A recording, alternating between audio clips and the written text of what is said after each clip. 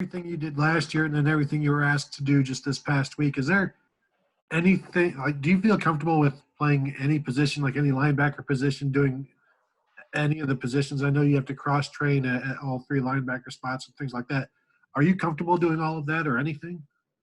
Yeah, I think being the fourth year here at Ohio State, you get to know this defense very well, and because I'm that older veteran guy, I have the feeling that I can play every spot on the field, every position. Although I might be better at some than other, I can play every one, and I think that goes for Tuff and Barron and Justin as well, because we're those older guys, and we have the ability to kind of interchange some guys. So I think that works out in our favor.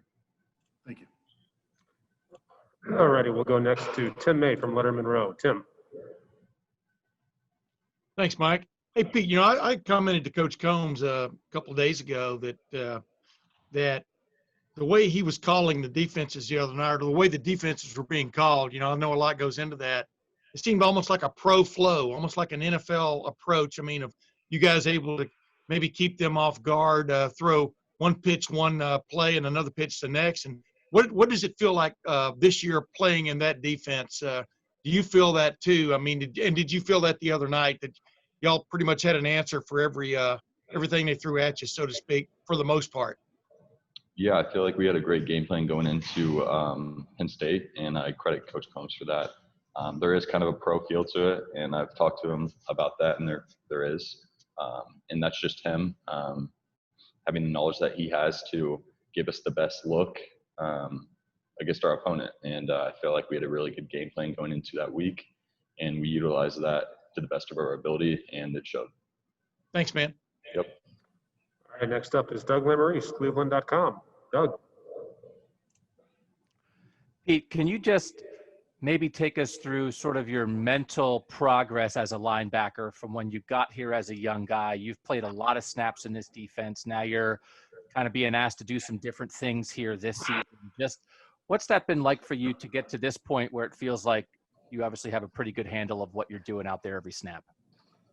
Yeah, I mean, it was a little overwhelming at the start, but I've gotten to the point where I know so much about this defense. So mental preparation is not anything at a high as compared to it was. Now it's just about getting the game plan and going from there, just because of the knowledge I've gained from this game. And that obviously happens through reps and everything that I've had. So yeah, just because I've had so many reps and the knowledge I've learned from this game, that's obviously going to contribute. And then I wanted to ask you about your physical progress too. A year ago when I saw you, I said your neck looked big. You are now someone in this linebacker spot. You've got to have speed, but you've got to be physical. Where do you feel like you are on that balance, right, of where you want to be size-wise and speed-wise, and what's that progress been like for you? Yeah, so I really focused this offseason trying to get at the right weight, strength, everything like that, and I felt like I've done a great job. Now part of the being in this in-season grind is to maintain your weight, maintain your strength, which is obviously not going to happen just because all the hits you're taking on, everything like that, and just we can't lift like we used to. But you still try to. You still try to get as much rehab as possible. But your physicality throughout the season is not going to be as high as it was from the first game. But your technique is up. So there's going to be a little mix in there to make you a better player. But as far as my physical body, I feel like I'm at a good spot right now. I just need to maintain and keep my strength, keep weight up, and everything like that. All right, we'll go next to Spencer Holbrook from Letterman Row. Spencer. Pete, did you guys take it as a challenge this week to silence people saying that it was you guys had struggles trying to stop the quarterback run? Yeah, that's obviously one of the issues that we've seen from our defense. So a lot of teams try to do that, and that's a tough spot. So it's very hard. It's very hard for us, and they showed it a lot. And yeah, we did take responsibility, and we thought that we played it very well past Saturday. All right, next up is Bill Rabinowitz from the Columbus Dispatch. Bill. Yes, Pete. Obviously, Penn State was a challenge. You're now facing a stretch of the schedule in which you're going to be prohibitive favorites.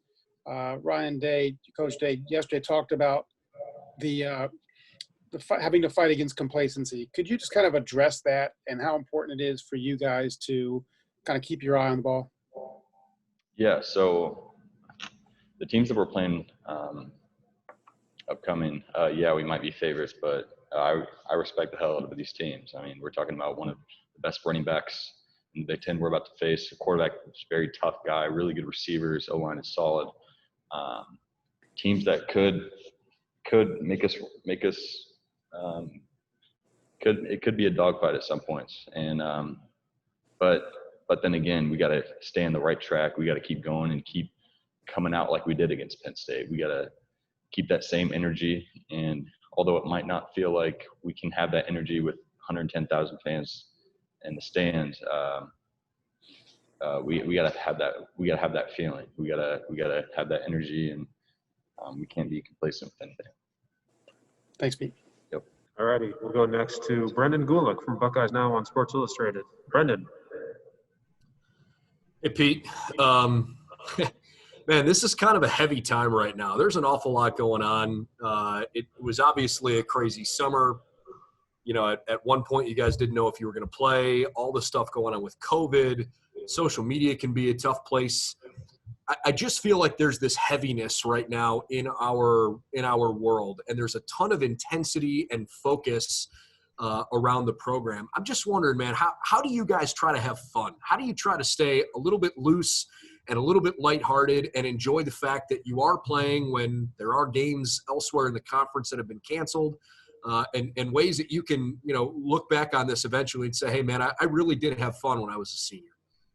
Yeah, so you talk about all this going on. I mean, it obviously is hard to try to find those little fun moments anywhere you can get them. But I like to say during the football season, everybody's always talking about you guys don't have fun. Well, if you play well, you do have fun. So as long as we keep playing well and doing our assignments, that's fun to me. And I like competing. I like winning games. I like to be on top. So that's fun to me. Awesome. Thank you. Then we'll go next to Patrick Murphy from 247. Patrick. Pete, I just asked Tommy about this, but holding Penn State to 44 rushing yards or whatever it was, how big of an accomplishment was that? You know, everything else that happened that night, but how big of an accomplishment was that when you guys saw the stat sheet and saw where they ended up rushing yards wise? Yeah, it was definitely not in their game plan to only rush for 44 yards and throw the ball as much as they did. So I think it's obviously great. Our coaches always mentioned stop the run, and then we'll take care of everything else. You could see it from the start of the game. They couldn't really get it going with the run game. So like come out the second half and try to throw some RPO things in there,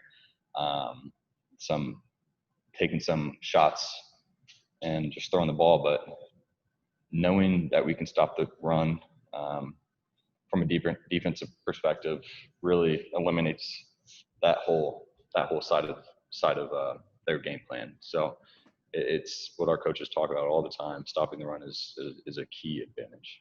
And you mentioned the Penn State adjustments. When you see a team come out after halftime and completely change, go away from the run for the most part, is there a sense of pride in what you've accomplished? Yes, it is. But there's also a sense where you gotta get your shit going. You gotta figure out the new game plan. You gotta roll. I've got time for two more questioners. We'll go with Bill Landis from The Athletic. Bill. Hey, Pete, before the season, we talked with you about some of the different things you have to do playing in the box now. I'm wondering how fun it is to be the guy that kind of blitz the A-gap and blow up the running back. And I guess, like, what's your mindset when you're doing something like that? I don't think it's really my mindset to go up and blow the running back up, although it has happened. But, yeah, it's just a different feel. I'm trying to get the hang of it.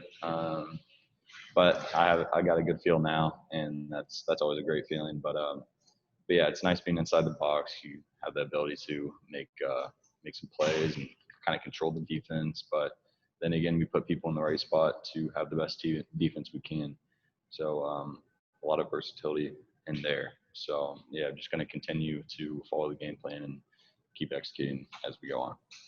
What is the thought process, I guess, when they do get you isolated on the back like that? Obviously, you can overplay it if you try to blow them up on every single play. Is it kind of gamesmanship? You try to, set up moves throughout the game, kind of like you would if you were rushing a passer? Yeah, so it depends on game plan. In that case, I just saw the opportunity to trample the running back, and it worked out in my favor. So if we see different mannerisms of different running backs we see coming up, then I probably won't approach it the same way. But we'll see. Don't know. All right, and last question to Austin Ward from Leonard Monroe. Austin. Pete, maybe it's just in my imagination. You'll know better, but it just seems like there's a different level of aggressiveness with the way maybe Coach Combs is calling it and everybody else. Like how different does that feel compared to where you guys were 2 years ago, and it just seemed like kind of static, and you did one thing and tried to do it really well? Yeah, when you have a bunch of talent and knowledge as far as the defense, you have the ability to do those certain things. And Coach Combs sees that in us. He knows that we all have a great sense of the game. So he's going to hold us at the standard where he can take some risks. He can call certain calls and mix it up to make it hard on the offense. And I think we've done a great job with responding to his playing calling and all the calls in our playbook. But yeah, we're just going to have to continue to execute and follow his plan. Thanks, man. Yep. All right, Pete, thank you very much for your time. Really appreciate it. Thanks for watching. Be sure to click on that subscribe button so you don't miss a single thing, and come visit us over at BuckeyeGrove.com for all the best Ohio State information on the web.